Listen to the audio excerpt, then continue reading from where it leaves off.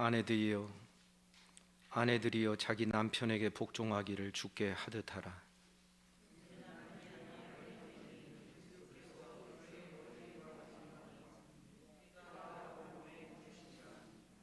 그러므로 교회가 그리스도에게 하듯 아내들도 범사에 자기 남편에게 복종할지니라.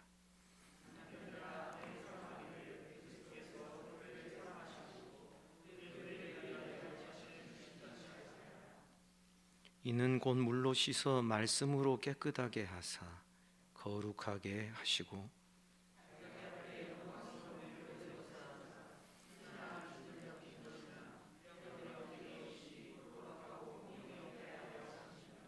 이와 같이 남편들도 자기 아내 사랑하기를 자기 자신과 같이 할지니 자기 아내를 사랑하는 자는 자기를 사랑하는 것이라.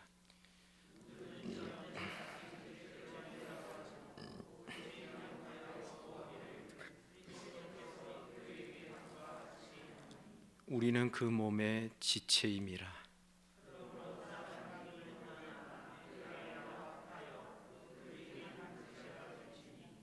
이 비밀이 크도다. 나는 그리스도와 교회에 대하여 말하노라.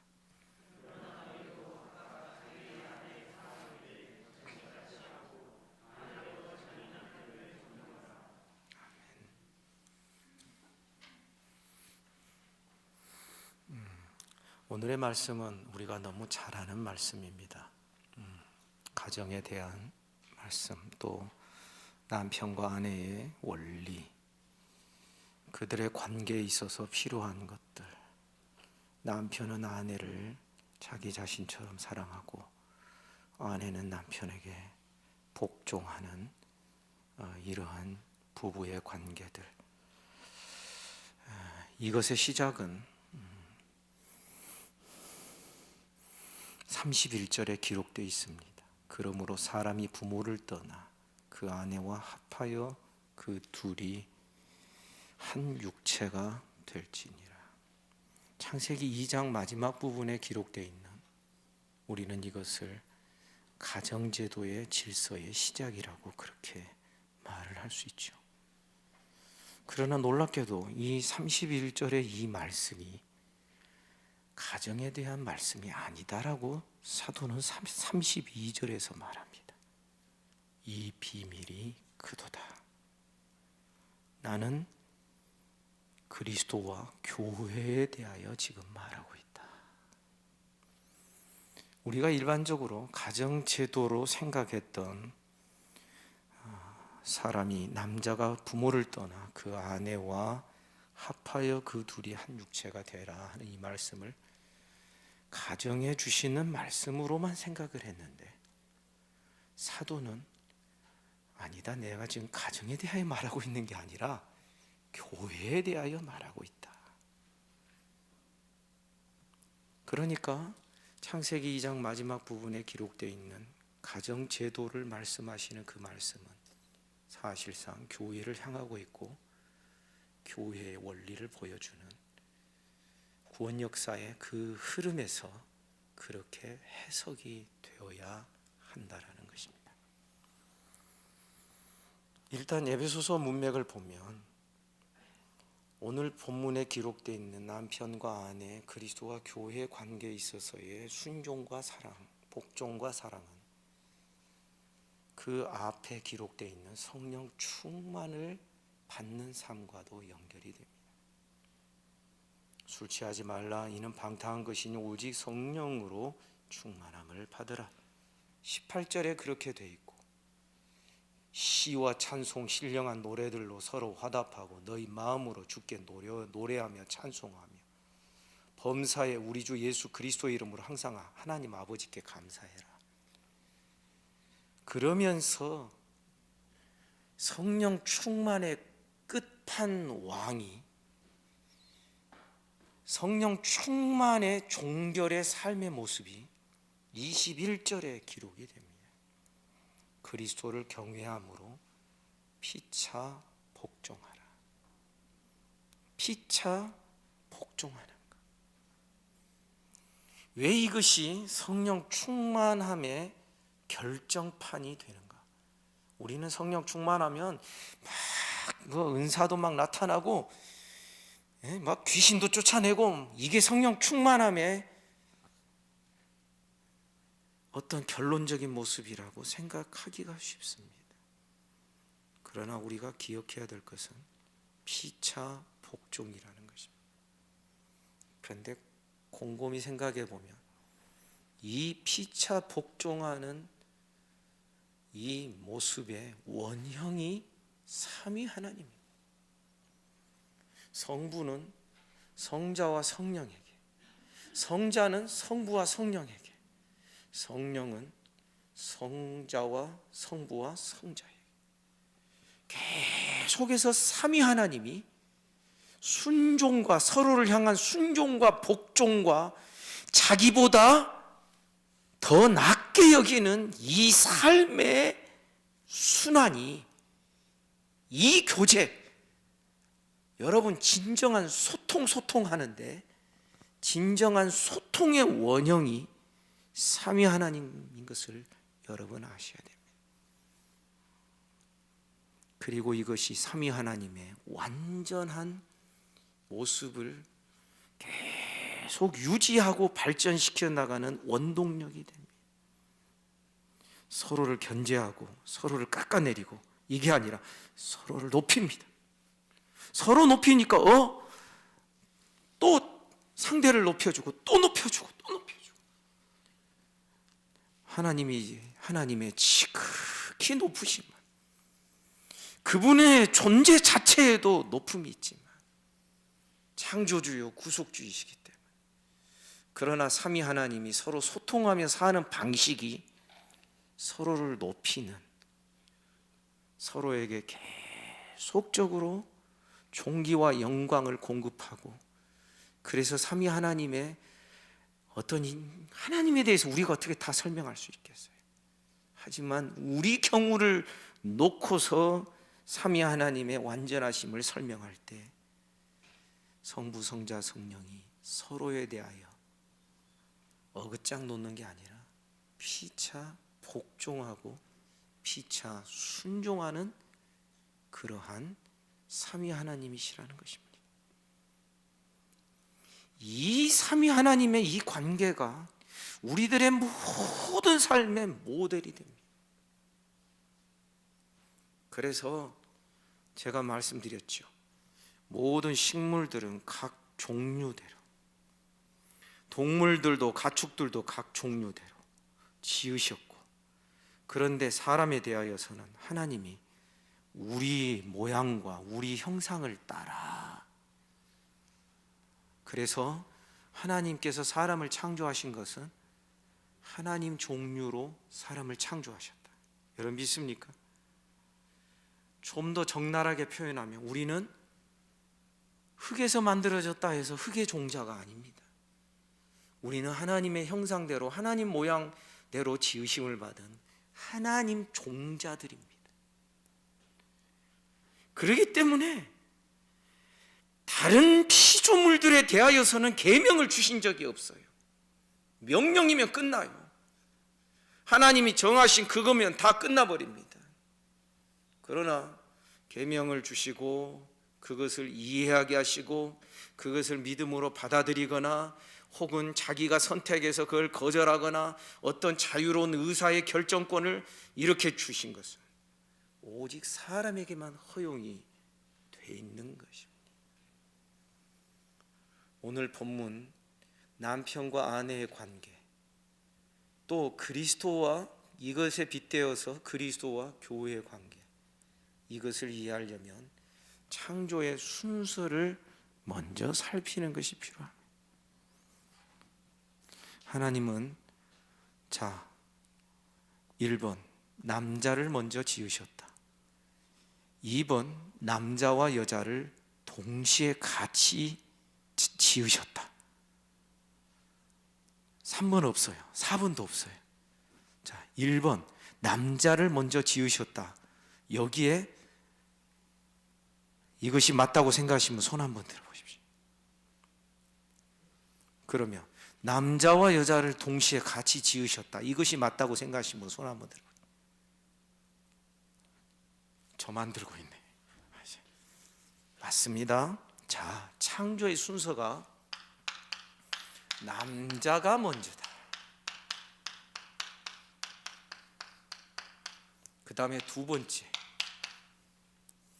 하나님이 남자를 먼저 창조하고 나서 그 다음에 남자와 아담과 언약을 맺고 창세기 2장에 보면 그 다음에 여자를 창조해 주셨어요. 그런데 1번, 하나님이 여자를 남자와 똑같이 진흙으로 빚어서 코에 생기를 불어넣어 지으셨다. 여기에 맞다고 손드시는 분, 또 역시 저만 들고 있죠. 그럼 2번, 뭔지 아시죠? 남자의 갈빗대에서, 그 갈빗대가 이 가슴뼈를 말합니다. 이 보솜, 이 갈빗대, 가슴뼈에서 그것을 소재로 하여 여자를 지으신 겁니다.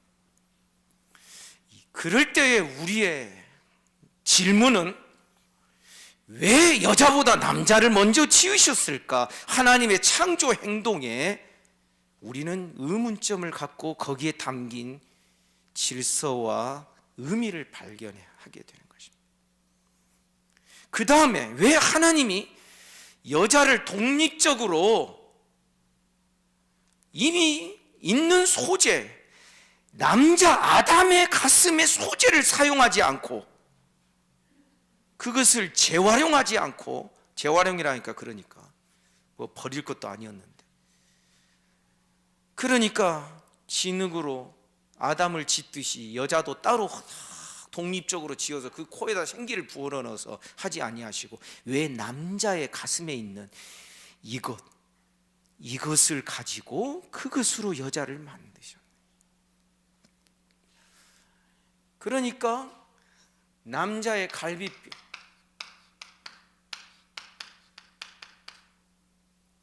다른 남자가 아닌 다른 독립된 뭘 소재로 만들지 아니하시고 남자를 소재로 하여서 여자가 창조돼요. 여기에 담겨있는 원리가 있다라는 것입니다. 디모데서에 보면 바울 사도가 그런 말을 합니다. 여자는 교회 안에서 잠잠해라. 남자를 주장하거나 가르치지 말아라. 그 이유가 하나님의 창조 질서라. 이는 아담이 먼저 지으심을 받았으나, 타락은, 범죄는 누가 먼저 했다? 여자가 먼저 타락했다. 그러니까 남자가 먼저 지으심을 받은 여기에 남자의 머리, 헤드십의 원리가 들어있는, 갈비뼈로 지으셨다라는 여기에 사랑의 원리가 있습니다.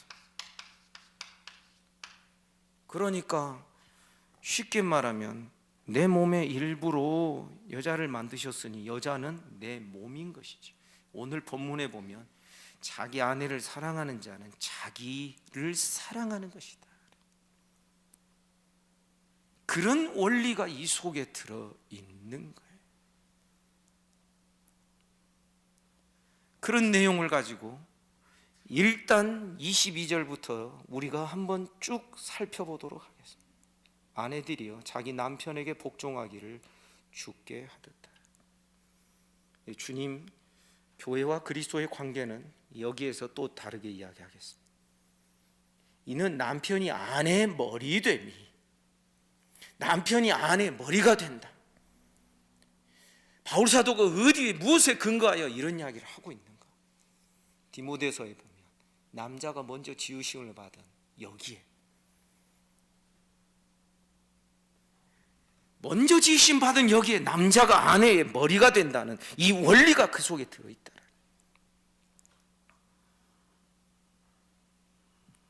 그러면서 24절, 그러므로 교회가 그리스도에게 하듯 아내들도 범사에 자기 남편에게 복종하라. 남편이 머리요, 아내는 그래서 머리 대신 머리 되는 남편에게 계속 복종할 그 원리, 이게 창조 질서.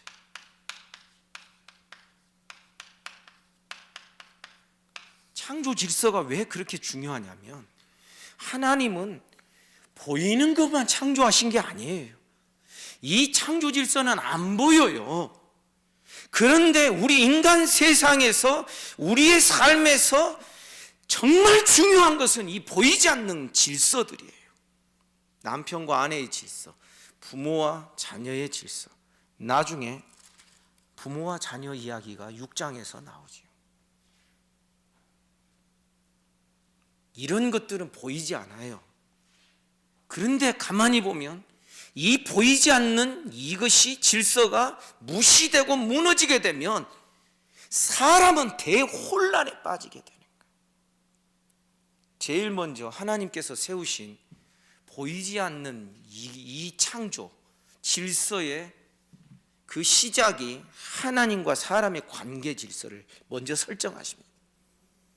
하나님은 명령하시고 말씀하시고, 그리고 하나님은 명령과 말씀을 하시되 자기 마음대로 내뱉어서 하시는 게 아니라 사람을 복주시기 위하여 주시는 명령들, 말씀들을 사람은 순종해야 된다. 그러니까 하나님은 말씀하시고 우리는 순종해야 되는 이게 질서인 거예요. 하나님이 왕이시고 하나님이 주인 되시고 만주의 주가 되시며 우리는 그의 백성 됐다고 하는 것은 우리가 그분과의 이 질서의 관계가 그렇다라는 거예요.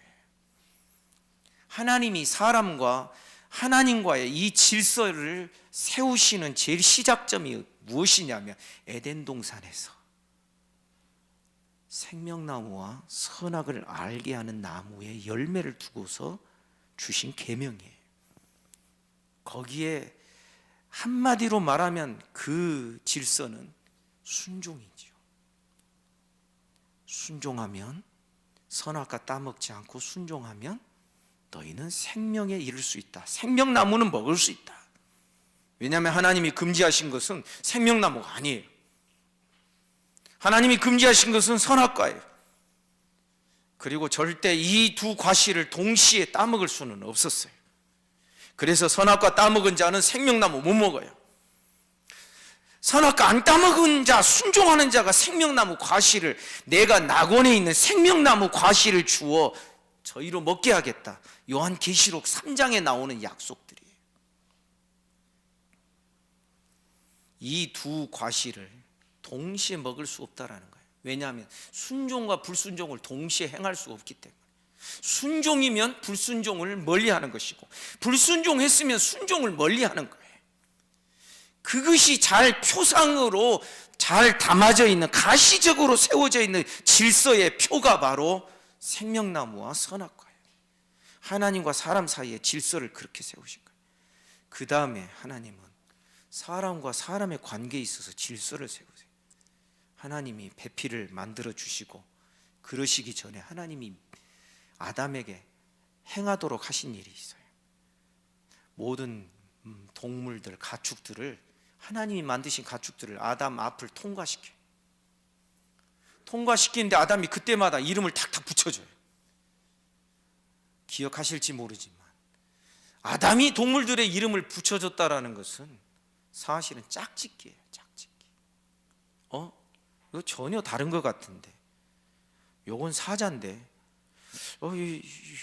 요것은 갈기도 많고 막 멋있는데, 암사자는 갈기도 없고 좀 그렇잖아요.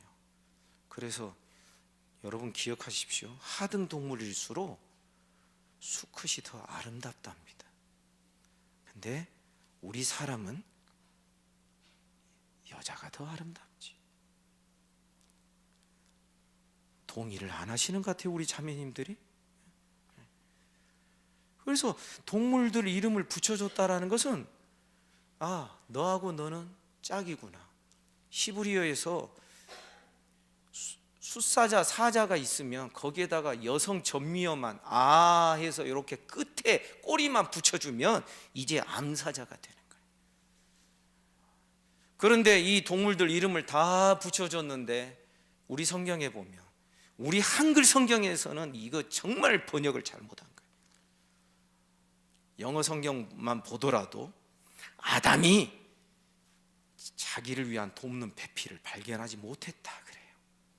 그러니까 다른 거 다 짝을 지어주고 이렇게 했는데 내가 남자 사람인데 남자 사람에게 짝이 될 만한, 배필이 될 만한 여자 사람을 내가 발견 못했다, 발견하지 못했다 그래요. 그래서 하나님은 잠자게 하셔요. 우리 성경에는 아담이 돕는 배필이 없었으므로 이렇게 그냥 이상하게 오해가 될 만한, 그냥 넘어갈 만한 그런 구절들로 기록이 되어 있는, 원문에 보면 정확히 번역하면 그 동물들의 이름을 붙여주는 작업을 통하여서 아담은 남자 사람인 자기에 대하여 짝이 될 만한 여자 사람이라고 여성 전미어, 여성 꼬리를 붙여줄 그 대상을 발견하지 못한 거예요. 거기서 우리가 뭘 봐요? 사람과 사람 사이에 세운 질서는 사람은 절대 동물의 짝이 될 수 없다. 제가 유년주일 학교에서 그 이야기를 했는데 아이들이 얼마나 이해했는지 몰라요. 저는 아이들보다도 부모와 교사들이 계속해서 가르쳐 주는 것이 저는 이 신앙교육의 핵심이라고 생각하니까. 그래서 사람에게 세운, 사람과 사람 사이에 세운 질서가 있어요, 하나님이. 그게 뭐냐 하면은 사람은 절대 동물과 결혼할 수 없다. 여러분 아멘입니까? 앞으로 보세요. 동성애법 통과되고 이제 세계적으로 이미 그랬다고요. 나의 애완견, 반려동물과 내가 결혼하고 싶다. 화란에서 왜 반려동물과 결혼하려고 신청을 했는데 거절했냐 해가지고 헌법 소원을 내기도 했다니까. 앞으로 그런 일들이 비일비재할 거예요. 그런데 사람은, 하나님이 사람 사이에 세운 질서는 사람은 사람과 결혼하는, 또 하나의 질서가 뭐냐면 남자는 여자와 결혼해야 된다. 남자와 절대 남자와 결혼 안 되는 것이고 여자와 여자가 결혼 안 되는 것이다. 남자와 여자가, 그래서 이는 내 뼈 중에 뼈요 내 살 중에 살이요 남자에게서 취하였은즉 여자라리라 하고 두 사람이 벌거벗었으나 부끄러워하지 아니하였고 그러므로 남자가 부모를 떠나 둘이 하나가 될지니라. 그렇게 규례가 주어지게 되는 것입니다. 그러니까 사람 사이에 세운 질서는 사람은 사람하고만 결혼해야 돼. 그런데 남자는 여자와만 결혼해야 돼. 동성애를 전혀 언급조차 하지 않고서 밀어버리는 것이 바로 성경 말씀의 능력인 것입니다. 그 기초가 지금에 와서 흔들리고 있다는 것 여러분 기억하셔야 돼요. 이제는 아주 공공연하게 매스컴에서도 막 그 동성애 뭐 그 이야기 막 나와요. 막 자랑스럽게 소개도 해요. 혹시 샌프란시스코나 가면은 이 세 가지 색깔의 깃발이 달려 있는 카페 같은 게 있어요. 이 세 가지 깃발, 빨강, 노랑, 파랑, 이 세 가지 깃발이 달려 있는 것은 거기는 동성애자들 카페나 동성애자들 모이는 술집이에요. 하나님의 말씀은 참 오묘해서 먼 훗날에 일어날 일까지 보시면서 미리 말씀으로 다 규례를 삼아 주신, 그러면서 바로 남자를 먼저 창조하셨고 남자를, 여자를 창조하실 때 남자의 갈비뼈, 가슴뼈에 있는 이것을 가지고 창조하셨다는, 여기에서 남자의 머리됨과 남자가 여자를 사랑하되 내 가슴을 주고 내 몸을 준 그리스도 예수처럼, 그래서 이 관계가 꼭 무엇과 같냐면 그리스도와 교회의 관계. 그런데 놀라운 것은 가정제도를 말씀하시는 것 같은데, 아까 말씀드린 대로 사람이 부모를 떠나 그 아내와 합하여 그 둘이 한 육체가 된다라는 이 말씀이, 이것이 비밀이 있다. 이 비밀이 크도다. 나는 그리스도와 교회에 대하여 말하고 있다. 둘이 한 몸이 된다 하는 이것이, 이 가정제도가 사실은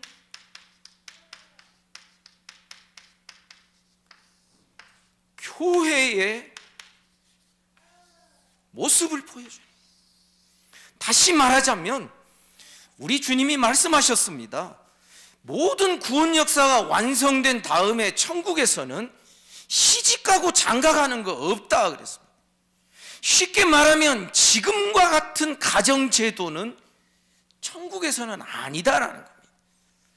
그러니까 이 지금의 가정제도는 임시적이에요. 잠정적인 제도와 질서예요. 무엇을 향한? 이 마지막 골, 이 마지막 목표를 이루는 하나의 그림자와 같은 그러한 예표적인 교회와 그리스도의 그런 모습. 여기 교회라고 했나요? 그리스도. 그래서 남편이 아내의 머리가 되고, 남편은 아내를 자기의 목숨을 주어가면서 사랑하는 이것이 되어야 하는 것처럼, 그리스도가 교회의 머리가 되고, 그리스도는 교회의 머리가 되시기 위하여 자기 목숨까지 다 내어주셨고, 교회를 양육하고 물과 피를 흘려가면서 이 그리스도는 교회를 정결하게 세우는 일에 자기의 온몸과 자기의 모든 삶을 다 들이신 거예요. 그랬으니 교회는 이제 그리스도께 순종하며 복종해야 된다라는 것입니다. 사랑하는 성도 여러분, 놀랍게도 성경은 이 구원 역사 제일 마지막에 이 그리스도와 교회의 혼인잔치가 이 구원 역사 마지막에 이루어질 것을 우리에게 가르쳐 줍니다. 지금은 아직은 혼인이 완료되지 않는 약혼 관계라고 할까요? 아니면 혼인이 완전히 성사되는 것은 잔치가 다 끝나는 것인데, 아직 완전히 다 성사되기 이전에 어떤 준비 단계나 약혼 관계 정도나 이렇게 생각할 수 있을까요? 그래서 성경에서는 천국의 비유를 말할 때 혼인잔치 비유로 곧잘 말씀하는 것을 우리는 결코 우연으로 생각해서는 안 되는 것입니다. 그러나 이렇게 말한다고 해서 가정이나 남편과 아내의 관계를 가볍게 여긴다고 생각하시면 곤란합니다. 왜냐하면 33절에서 지금 내가 너희에게 가정의 중요성을 말하는 그것이 아니라 교회에 대하여 말하고 있다. 하지만 그러나 너희도 각각 자기 아내 사랑하기를 자신과 같이 하고, 아내도 자기 남편을 존경하라. 여러분, 우리 기억해야 됩니다. 지금 저는 그런 이야기 가끔 합니다. 저희 집사람한테, 여보, 우리가 남편과 아내로 사는 거는 지금 이 지상에서밖에 못해. 그러니까 우리 재밌게 살자. 그러면 우리 집사람, 예. 그럼 그 다음에 뭐 하는 줄 아시죠? 뽀뽀 한번 하세요. 우리 할머니 할아버지들, 혼자 계신 분들이 있으니까 제가 이런 이야기하면 좀 곤란하지만, 날마다 일어나자마자 예수님과 뽀뽀하시기를 바랍니다. 주님, 나의 신랑 되신 주님. 근데 놀랍게도 제가 요즘 계속 화두처럼 생각하고 기도하는 것이 있는데, 주님이 내 안에 거하시는데 이게 지금 빈말이 아니잖아요. 성령이 내 안에 거하시는데, 어쩌면 내 아내보다도 내 가슴 속에 그분이 내 안에 들어와서 나와 연합되어 있는데, 이분과 사랑을 속삭이지 못한다면 우리가 어떻게 아내와 남편이 서로 사랑하면서 살아갈 수 있겠습니까? 혼자 사시는 분들 정말 예수님 신랑 삼아서 아침마다 막 가슴에 품고 많이 사랑하시기를 바랍니다. 우리 부부들도 마찬가지. 저는 뭐 남편 학교, 아버지 학교, 또 혹은 부부 학교, 뭐 아내 학교, 부부 학교 안에 남편 학교, 아내 학교가 있더라고요. 왜냐하면 먼저 남편과 아내를 따로 교육하는 거예요. 막 상담하고. 그리고 나서 이제 둘이 함께 모여서 부부 학교 해가지고 그 다음 코스를 밟게 하는 거예요. 저는 내 안에 계신 주님과 깊은 소통이 되면 절대로 우리는 그런 부부 학교나 아버지 학교 갈 필요가 없을 거라고 저는 믿어 의심치 않습니다. 사람을 만드신 하나님께서, 사람을 가장 잘 아시는 하나님께서 주신 제도와 질서가 정말 존중되고 그것이 지켜지게 되면 그건 너무나도 당연한 것이지. 제가 말씀드린 대로 요한의 아들 시몬아, 네가 나를 사랑하느냐? 정말 우리가 주님을 사랑한다면 자기 아내 함부로 할 수 없습니다. 정말 내가 주님을 사랑한다면 자기 남편을 함부로 말할 수 없습니다. 저는 우리 아이들에게 꼭 당부합니다. 결혼하면 두 사람이 존댓말을 쓰세요. 우리 사회에선 존댓말 써야 돼요. 저는 그런 생각을 해봐요. 만약에 하와가, 아직은 하와라는 이름이 붙여지기 전에 뱀의 말을 듣고 이 창조의 질서에 충실했다면 어떠해야 됐을까요? 잠깐, 뱀, 잠깐, 결정권이 나한테 없어. 내 머리 되는 내 남편에게 가서 물어보고 같이 상의해봐야 되겠어. 만약 이렇게 태도를 취했다면 구원 역사의 방향이 달라질 수 있다라고 저는 생각해요. 그런데 창세기 3장을 보면 남자보다 여자가 더 주도권을 가져요. 여자가 먼저 먹고 남자도 그냥 잡수세요 했는지 아니면은 입에다가 그냥 처박아 줬는지 모르지만은, 그러니까 바울 사도가 디모데서에서 뭐라고 말하냐면 창조 질서는 남자가 먼저 지으심 받아서 머리인데 범죄는, 타락은 여자가 먼저 타락했다. 범죄는 여자가 머리 노릇해서 범죄가 일어난 것처럼 그렇게 디모데서에서 말씀을 하고 있다는 것입니다. 제가 이런 말씀 드린다 하여 남녀 차별이라고 생각하지 마시기를 바랍니다. 역할이 다를 뿐이지 동등합니다.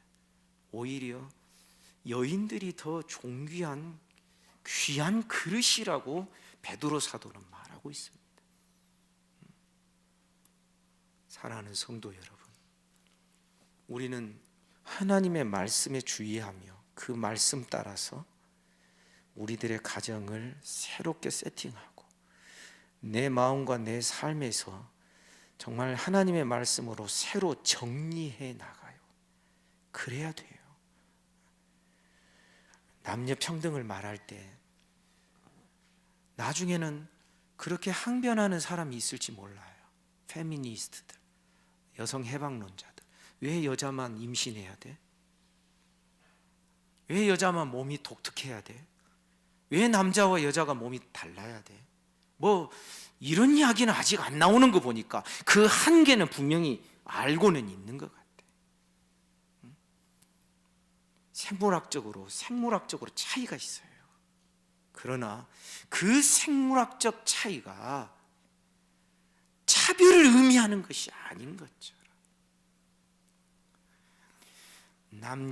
남편이 아내의 머리가 되고 아내는 몸이 되어 순종하고 복종하는 그 관계를 이룬다는 것이 이것이 차별이 아니요 하나님이 세우신 복된 창조의 질서라는 것을 우리가 알아야 되는 것입니다. 오늘 청년들은 이 말씀이 여러분의 마음에 굳게 새겨지기를 간절히 소원합니다.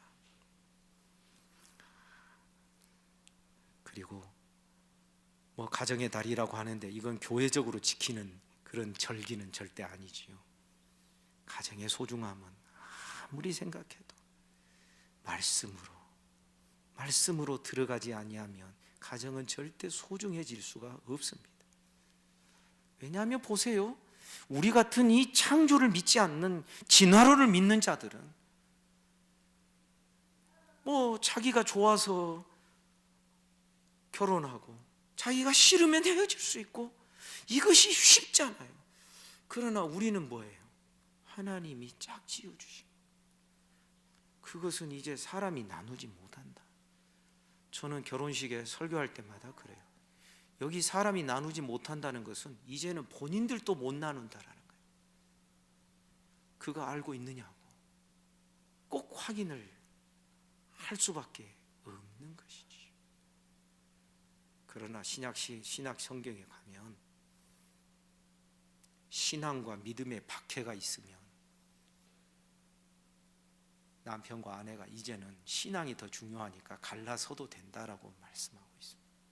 이 부분은 나중에 또 기회가 되면 이야기할 수 있으리라고 생각합니다.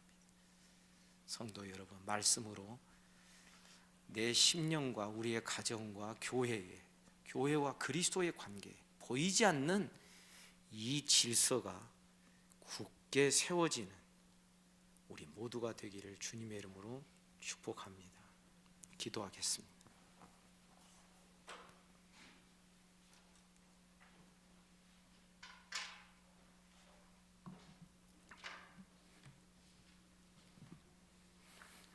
하나님 아버지,